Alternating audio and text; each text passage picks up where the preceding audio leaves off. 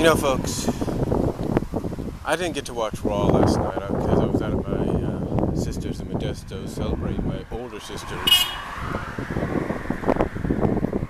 birthday.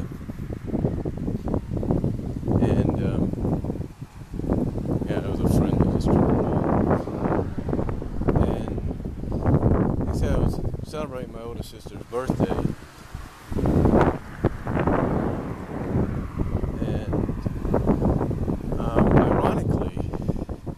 Like I said, I didn't get to watch it. I thought maybe I could switch over and watch it a few times, but it didn't happen. But I did kind of keep up with what was going on. I was going on ringsidenews.com and everything, and I heard a lot of people kind of say it was a good show. Some felt it wasn't. I mean, the Off the Rope show was like, yeah, there was a few good segments, but the rest was just blah. And the Brad Rules felt the same way. I'm not sure about the British Fist or anybody else. And from the sound of it, from the sound of it, from other people that saw it, and by reading it, it probably pretty much sounds like maybe it wasn't, the best night to watch Raw. I mean, I did have the channel on in my room when I was gone to make it, seem like I was there. But the thing was,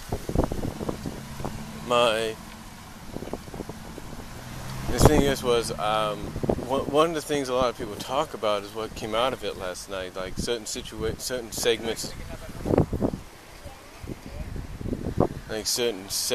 and all that didn't really make any sense,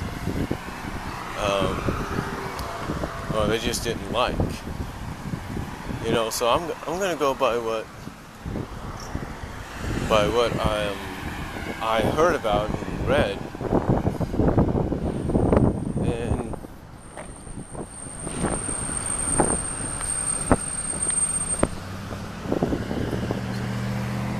Kind of give my thoughts on what's going to come out of it. Now, first of all, CM Punk attacks Jerry Lawler before the show goes on the air. CM Punk, comes out to confront Sheamus, gets cheered despite the fact that he's got to be a heel. Sheamus gets booed and everything. So basically, as I heard, they set up a match, World Champion against WWE Champion. Now, speaking of that match, apparently, from what I understand, from what I heard, CM Punk said, no, I'm going to take one of my personal days because it's Labor Day and I'm going to go drive off. Now, you might think to yourself, well, he's in Chicago, his hometown, he should be wrestling, and yet now he just said, nah, I don't need to wrestle tonight. Everybody in Chicago understands this. Pretty much he's the kind of heel that kisses up to the crowd, if it's his home crowd. So, anyway, later on that night, CM Punk does return, attacks John Cena in the back, during his Falls Count Anywhere match with Del Rio, allowing Del Rio to win. And then we see CM Punk, like I said, he attacks John Cena, from my understanding, hits a GTS in the car.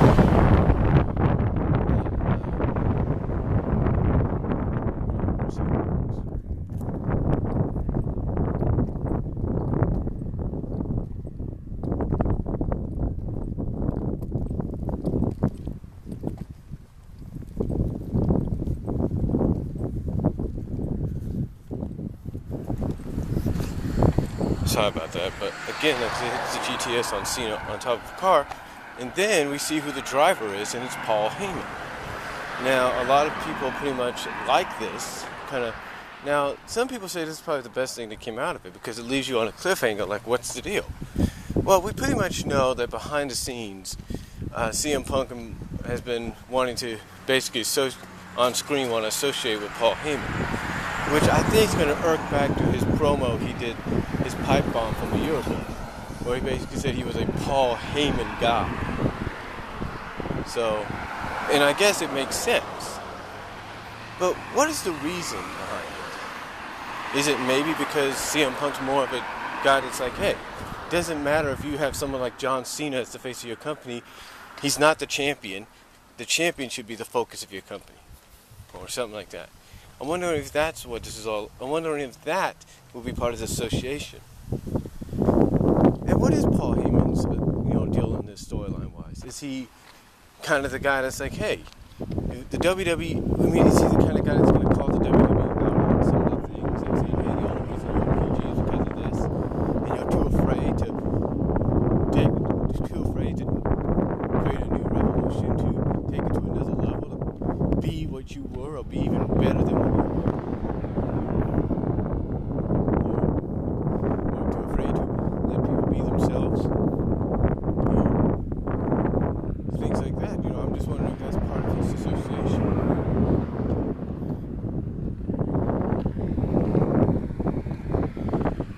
Another thing that gets thrown into this, even though it's just been spread about rumors,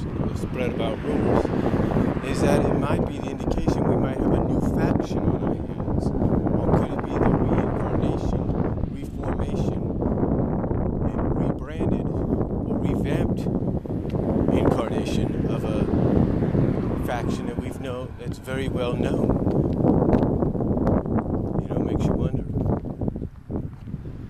Anyway, to me, I think there's more about it. I think it's more about the fact that it's going to focus on the situation that, yeah, we understand John Cena's your franchise, your golden boy, whatever, but he's not the champion. The champion right now should be your focus of your company, no matter who he is.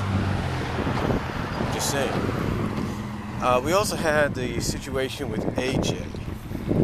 Now, apparently AJ herself was told by the board of directors on the phone, hey, you're the GM. You cannot physically get involved with people. You can't physically put your hands on people. You just got to do your job. And if they physically touch you, I guess that's okay. I don't know.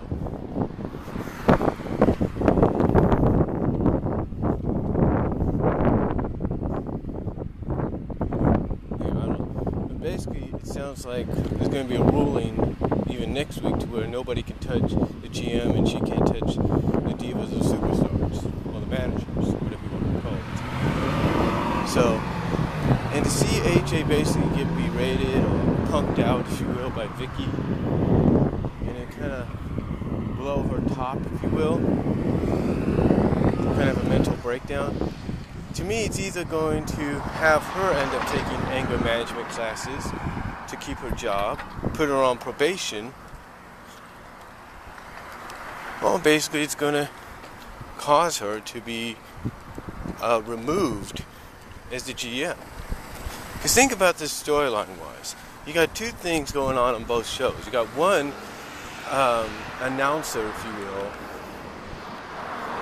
that wants to possibly sue the company for endangerment, and then you have Vicky that's like saying, hey, look, this girl you have as the GM is unstable. You need to have somebody that's stable running your show. So we'll see what happens there.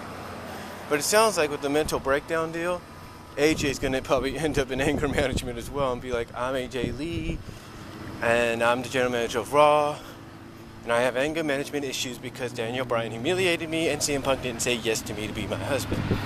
Or whatever. Something's going to happen on that, I feel. But what do you think? Do you think she's going to do anger management? Do you think she'll be put on probation? Or do you think maybe she'll be let loose as the general manager? Or let go as the general manager, storyline-wise?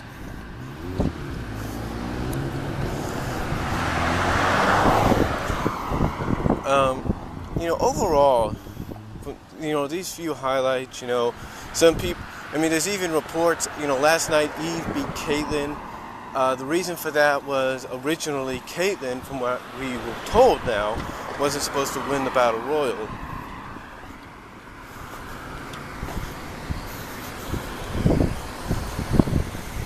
It was supposed to be Eve that was going to win.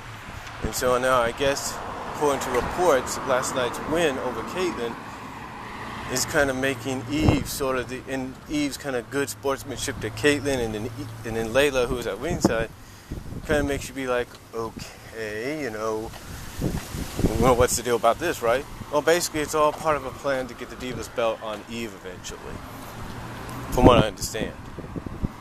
So, interesting scenarios coming out of last night. Again, don't know exactly where they're going to go with Eve as the general manager after what happened last night from what I've read and heard. But all I can say is something interesting is going to happen. Something very, very interesting. So keep an eye out for that. But overall, even from what I understand, Raw wasn't that good, and especially with Lawler and Punk. I mean, and here's the one thing that gets me about WWE. Here's the one thing that gets me about WWE. You would think, and this is one thing I'm sure a lot of people kind of look at. It's like you think, they have a heelish champion, a heel champion, and yet this heel champion is getting cheered in his hometown, and instead of having him insult the town and say, "Oh, I'd rather be somewhere else," or "I'd rather live anywhere but this stinking city," kind of deal.